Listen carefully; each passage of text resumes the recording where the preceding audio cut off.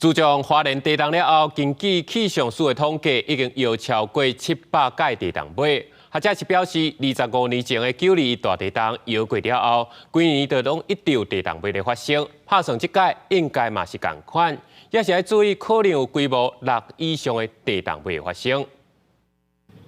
山区边坎石头一直连落来，花莲7.2强烈地震了后，依然有真侪地震尾。根据气象署的统计，到4月7日早起10点，指定加上有感觉地震尾已经超过700起。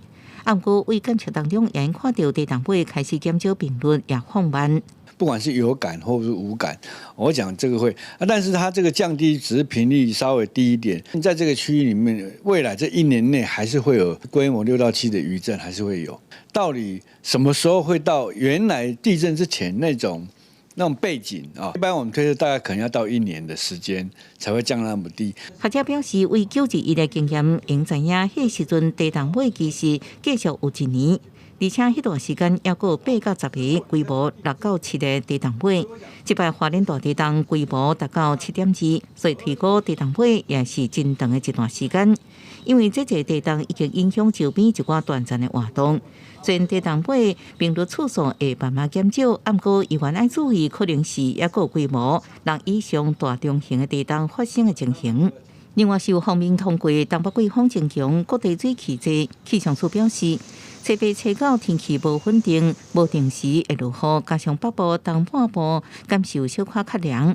花莲地区虽然落雨无明显，不过侪云，都要注意山区能见度会降低。并不是一整天都是大雨的状况，可是其实时不时呢，云量多一点就飘一点小雨，偶尔有一个感受比较明显的小雨出现了以后呢，又雨停变得云多，这大概就是这今明2天比较偏中部以北甚至东半部的天气形态。气象署表示，到8、3水气才会大大减少，不过依然有东北季风的影响。